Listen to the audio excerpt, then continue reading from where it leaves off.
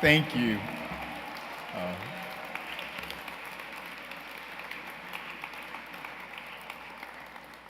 Thank you so much. I must say that I haven't seen a segue done more artfully. I was ready to give too. Thank you for both that kind introduction and to your co-wardens whose words and obviously their witness through their time and their gifts and commitment to this sacred church. And to your rector, my colleague, friend, brother, Bishop Dean Wolf. It is, I couldn't say no, had to come, and I really am so glad to be able to be with you tonight. And to observe this 100th year, which is both a looking back and giving thanks, and looking ahead and saying yes. And to have that opportunity and to be able to share that with you just for a few moments is a real privilege and a blessing. I have to tell you that this is St. Bart's is sort of my church away from home. When I'm not in the city on a Sunday morning very often, but when I am, I like to slip in. I love your 8 o'clock service. I slip into the chapel right next door. And one time I remember getting stranded in the city. I don't remember where I was supposed to go, but LaGuardia shut down. It was January 2 or 3 years ago. And so I trudged. I was very hardy. I grew up in Buffalo, New York, so I'm used to being hardy. And used to losing football games, but nonetheless. And so I came here all wrapped up and weathered up, and we all sat in the choir for the morning service that day. And so St. Bart's is sort of my home when I'm here in the city, and so it is a privilege to be with you for this as you both look back and look ahead. Let me just say a few things, and your rector is very devious. He really, you're getting to know that. Yeah, he really is. He knows just how to tease you, just enough. And so he sent me a teaser, and he said, where do you think the Episcopal Church or the Christian movement will be heading in the next 100 years? And I said, is that a statement about how long I have to talk about it, or is that? And he said, no, it's not. But it occurs to me that an occasion like this isn't an opportunity to look ahead. I don't have any prognostications that I can offer. There are no prophetic insights that I can give. I don't have any sense of future trends any better than anybody else. And I've been on this earth long enough to know that most of the prognostications, and I've been in the supermarket and I've always seen which Martian was supposed to land here on what date, and it never seems to happen. I was in 3rd grade when this guy was preaching outside the school, and he said the world was going to end at 3 o'clock on Friday. And I remember going home kind of upset and asking my daddy, what is it really going to happen on? I have no idea what my father said in response to that, but I was in the 3rd grade and I'm 65 years old now. So forecasting the future, no matter how scientific it may be, or just idiomatic it may be, is a hazardous business. But there are some indications of where we are that may be helpful. A good book that you probably already know, many of you may know about, was Phyllis Tickle's book, The Great Emergence, which she wrote, she died a few years ago, but she wrote maybe 10, I guess it's almost 10 years now. But that book was a wise, not trying to forecast the future, but trying to have some sense of clarity about where we are now. In that book, she talks about a conversation she had with Bishop Mark Dyer, who's also passed on and gone to glory, as the old folk would say. And Bishop Dyer was teaching at Virginia Seminary at the time, and he was known to have said often, and I actually heard him say it once, he said, every 500 years or so, the church seems to have a rummage sale. And it just kind of sells a lot of stuff that it's accumulated over 500 years that maybe had a purpose at one time but isn't necessary for the long haul. And when you look at the history of the Christian movement, there is a pattern, and I don't quite know what there is about 500 years or so, but there is kind of a pattern. I mean, the 5th and 6th centuries, you had the Roman Empire was collapsing, and you had the Augustan city of God emerging, if you will, and which was a cataclysmic major moment in the life and history of the Christian movement in the world.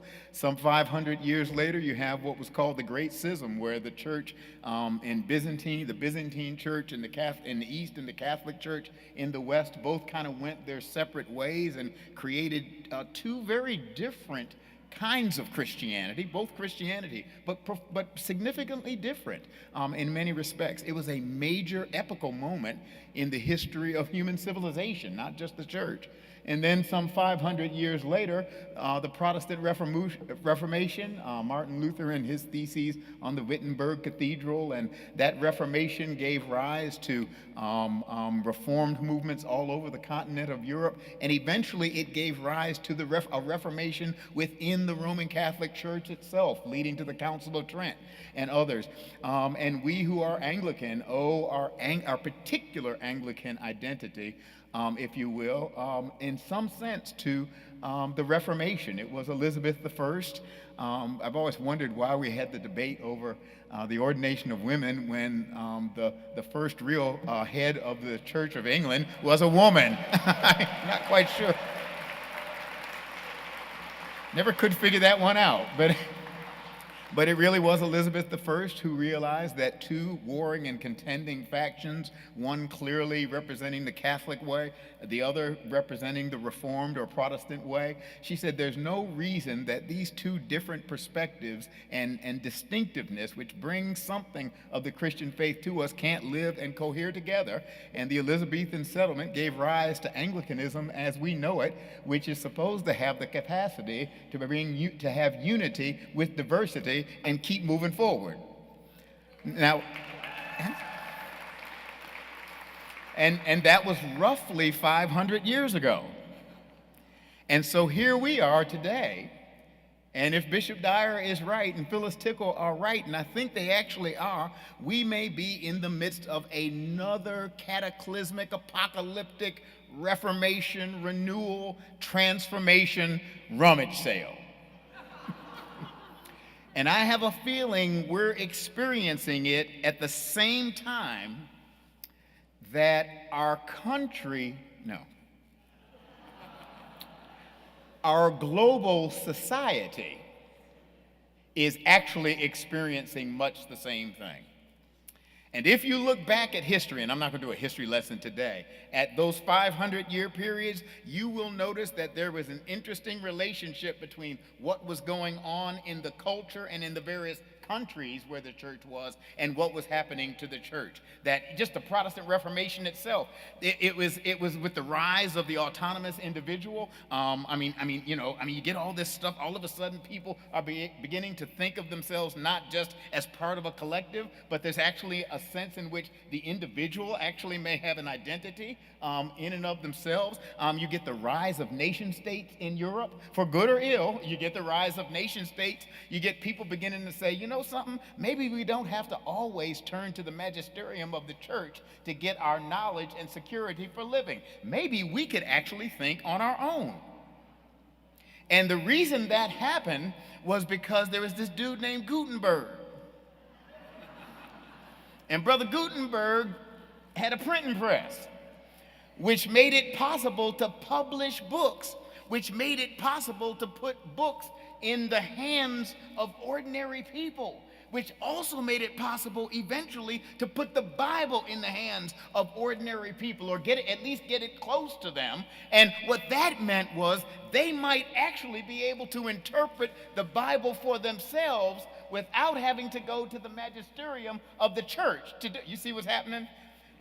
This was a labor issue. This was the church union was not pleased with this.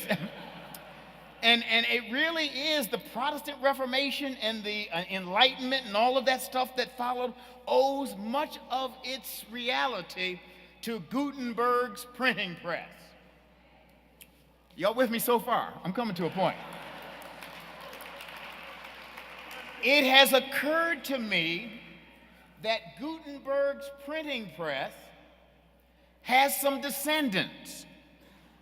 One of them is this. The other one is this. And the other one is sitting on your desk at home and in your office.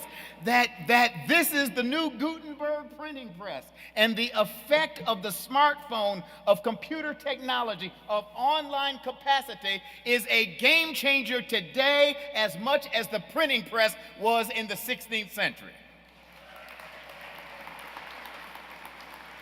Because now you don't need me to help you get your religion. I remember reading this book by a rabbi a couple years ago now, and he was talking about Judaism specifically. He wasn't talking about the rest of the religious world, but it applies to the rest of the religious world. He said the title of the book was Playlist Judaism. And he was really concerned that people, because, I mean, if you look on my phone right now, I don't buy a whole album or whatever the digital equivalent of that is. I pick the songs I want. I got a feeling you do too. And then we create playlists, and my playlist, and I may have a little Mingus here and a little Ella there, and my children say, do you know any singers and people who are contemporary? I said, no, actually I don't. I didn't even know who Ariana Grande was until a couple of weeks ago. But anyway, but you know, I pick and choose and kind of bring together, and like I love the group when they were doing Godspell. I pick my favorite songs from Godspell, and then I bring them together with Jesus Christ Superstar, and I'm just as happy as a bug in the rug. And the rabbi was saying that he's noticing that pattern in Judaism, that people pick and choose the religious tradition or a piece of that religious tradition that serves them and that helps them along the way. And he said the problem with that is sometimes folk don't know what they're picking. This is a game changer. It's a game changer not just in religion, but in terms of global community. I remember when Barack Obama was elected, I was texting back and forth. I was the bishop of North Carolina, and we had a companion relationship with the Diocese of Botswana in southern Africa. And I was texting back to Bishop Trevor Mwamba, the bishop there, and we were watching the elections, and somehow he knew, watching television in Botswana, that Barack Obama had been elected before I even knew it. That's the world we live in, and it's a game changer. We live in a global society where what happens in one place will be known in the next almost instantaneously. And there's good side to that, and there's bad side to that. But that's the nature of our reality. I will not go to bed without FaceTiming my wife in North Carolina. And then she makes me look at those cats on the floor. I said, I didn't call the cats.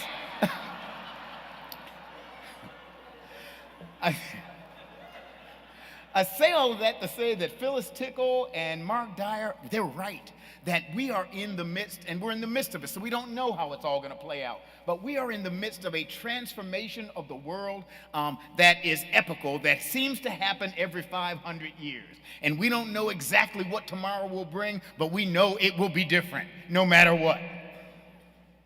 What does that mean for St. Bart's? What could that mean for the Episcopal Church, the Anglican Communion, the Christian way? I suspect that it means profoundly that the establishmentarian rules of spiritual engagement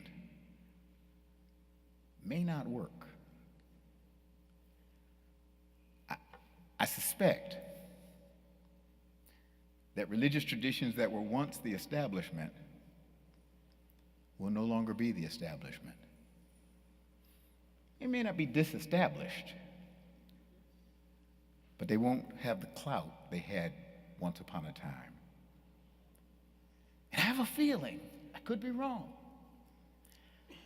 that people won't populate churches because they have to. When I was growing up, you really didn't have a choice. And the truth is, in the South, where my grandma came from, everybody was Christian. No, everybody was Baptist. You may have been Methodist Baptist, Roman Catholic Baptist, Jewish Baptist, Muslim Baptist, but in the South, everybody was Baptist. Don't care what your religion was, you were Baptist. And even if you didn't go to church, folk used to lie about it anyway, because you were supposed to go to church, right?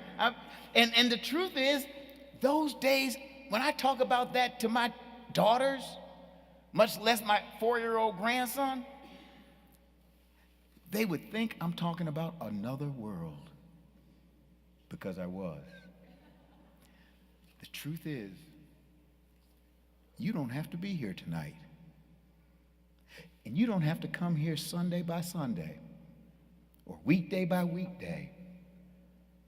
You come here because you find something here.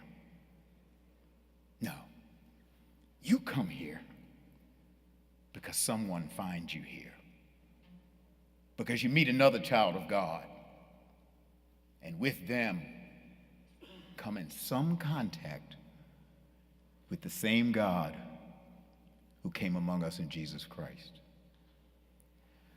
I want to suggest that in our time and in our world and in the times that are ahead of us, the core spiritual work of the gospel will be the good news that we are summoned not just to proclaim, but to share and to invite. And I am convinced, let me tell you something, I am convinced that this old Episcopal church of ours has been staged for this moment. We don't get it right all the time, I know. We're not perfect, but doggone it, we're pretty good. And yeah, we are. We're all right. Because I am convinced the more I'm around, we are in the midst of a real reformation in Christianity itself. And when there is change afoot in the atmosphere, there will be pushback. And where there is change in the global reality of our world, there will be pushback. We are seeing it not just here, and I'm really not being political now. I'm just giving, well, maybe I am, but I'm really just kind of, I'm just painting the picture. The truth is, we are seeing the emergence of a politic, if you will, that is built on exclusivity, that actually is, that sometimes has, Madeleine L'Engle, I believe, is right in her book on fascism, has dynamics and language and coded language intent on separating and fragmenting people and turning the other into an object of loathsome fear. We are in the, and it's not just happening here in the United States. It's happening around the world. There's a kind of neo-fascist something dynamic. And I'm not picking on any person. Please don't misunderstand me. It's a dynamic that actually is moving around because things are changing too much. And we got to get back to the good old days. Make some countries great again. I'm not being political now. I'm just sort of. It's again, you know, somehow it's happening in our cultural atmosphere, and there's a politic emerging. That's a reaction, an attempt to go back to something that never was. And the same kind of dynamic is happening in the religious world, where I'm just going to say it, and right-wing evangelical religion is actually somehow taking the face of Christianity and presenting itself as this is what a Christian is. I was with our chaplains, our military chaplains, the Episcopal Church, as you may know. We have a Bishop Suffragan, Carl Wright, who is the Bishop Suffragan for Armed Forces and Federal Ministries. And he serves on the staff of the presiding bishop, and part of his job is to oversee the work of Episcopal chaplains in all of the military branches and also in federal institutions, VA, and as well as the prison system. And I had a chance to be with them about a month ago for several days. And being with these chaplains, one of the things I heard loud and clear was that their voice as chaplains is actually now, and their voice in the evangelical Lutheran, the Presbyterian, even the Roman Catholic, that their voices are becoming more and more the minority voices representing Christianity. I'm not saying that to scare anybody or upset you, because this is a party. We're going to have a party. Don't worry about that. But I'm saying that to say that this is the cultural reality that is before us, the political one that is around us, not just here in America, but around the world. But fear not. Behold, I bring you good tidings.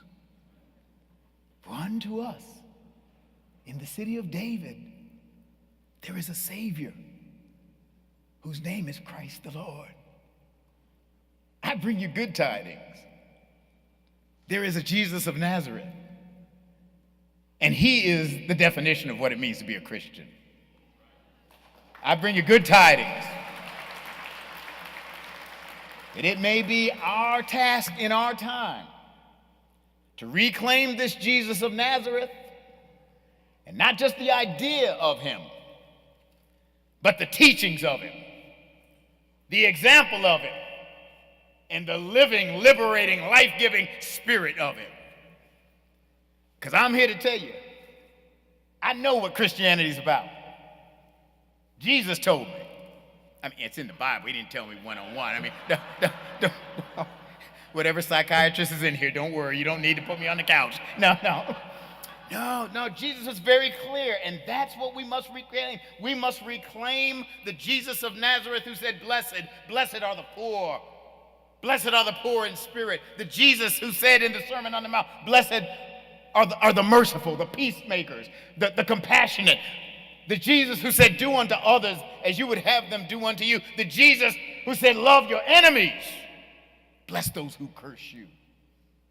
The Jesus who told that old lawyer. Any lawyers here today?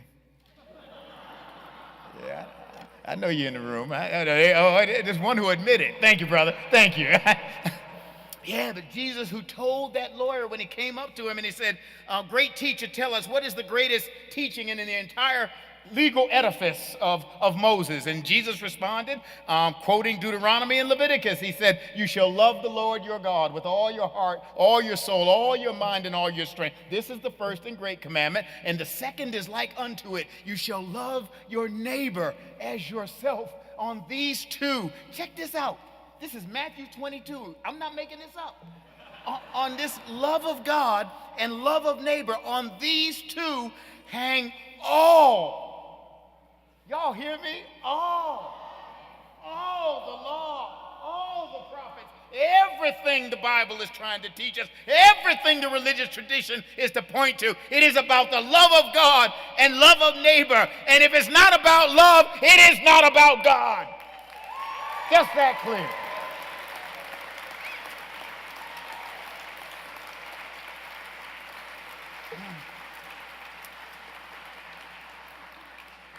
And that's what Jesus said.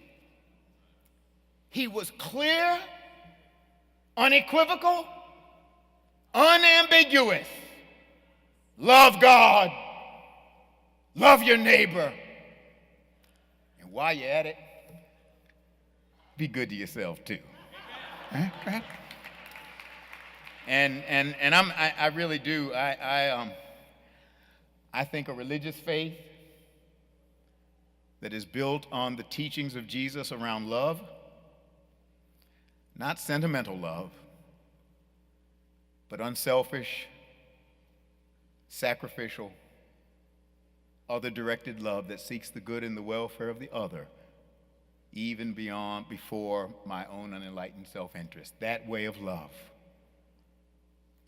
can save us all. Love God. Love your neighbor. Love yourself. And you change, and the world will change around you.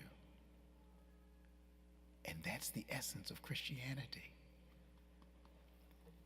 And when you get closer to the essence, you find your soul. And when you find your soul, you find your life. Phyllis Tickle, if she was here tonight, would say the closer we as Christians get to the core and the essence of the teachings of Jesus of Nazareth, we will find a new Reformation in our time and a Christianity that again can change the world. I'm going to sit down now. But I have to tell you, being in the city of New York, and I really am going to sit down, but the story is told of the late Billy Sunday. I don't know if any of you know that name, Billy Sunday. He was a great evangelist around the turn of the 19th to the 20th century. And he was a great ball player, baseball player as well, but he was the evangelist who really popularized the altar call. I mean, it had gone back to the Great Awakening, and the Wesley brothers did it as well. And Billy Graham kind of made it cultural, but it really was Billy Sunday who did it. And he was a great preacher. He was barnstormer type preacher, and the kind that he was hellfire and brimstone and all that kind of stuff. But he was quite something, and people really did come out to hear this guy preach. And believe it or not, for whatever reason, he actually liked the Episcopal Church. I mean, people didn't normally put Billy Sunday and the Episcopal Church together, but he actually did like the Episcopal Church. And he was invited to come to New York to preach at, I believe, St. George's Church here in New York, which at the time was kind of the evangelical Anglican church. Now, I mean, evangelical Anglican, they're not rolling in the aisles, frothing at the mouth, but I mean, it was very dainty Anglican, and so it wasn't that, but it was evangelical for us, it was us. And they invited Billy Sunday to come preach and do a revival, and apparently the New York Times actually covered it. I mean, it was a story, a revival at an Episcopal church. That was news. And so Billy Sunday came, and he had never actually been in an Episcopal church before. And when he got in, he went in and he sat down in one of the pews and opened the prayer book. Now, this wouldn't have been the 1928. This would have been its predecessor, the one before it. He sat down and he opened the Book of Common Prayer. And you come in church every Sunday, you open the Book of Common Prayer, probably page 355, I mean, in fact, your prayer books are so, I bet you would just open the prayer, but just let it flop open. It'll turn itself to page 355. I got a feeling. Anyway, he took the prayer book, but it wasn't the contemporary one that we use. It was actually not even the 1928, probably the 1890-something prayer book. So we're going back. He opened the prayer book and he started reading, "You shall love the Lord your God with all your heart, with all your soul, with all your mind, and all your strength." This is the first and great commandment, and the second is like it. "You shall love your neighbor as yourself." And he flipped through and saw comfortable words. God so loved the world that he gave his only begotten Son, to the end that all that believe in him should not perish, but have everlasting life. And he kept flipping through. "The peace of God, which passeth all understanding, keep your hearts and minds in the knowledge and love of God and of his Son, Jesus Christ." And he closed the book. And he sat up and he said, "Heaven help the devil." Heaven help the devil if the Episcopal Church ever wakes up. My brothers and sisters, your task for the next 100 years is to wake up. Wake up and proclaim that love is the way. Wake up and proclaim that love is the only way. Wake up and proclaim that the Christian way is the way of love. And don't be ashamed. Don't be ashamed to be people of love. Don't be ashamed to be an Episcopalian. Don't be ashamed to stand up for those who have no one to stand up for them. Don't be ashamed and don't be afraid. Behold, I tell you good news. For unto us is born this day in the city of David a Savior, who is Christ the Lord. God love you, God bless you, and happy birthday.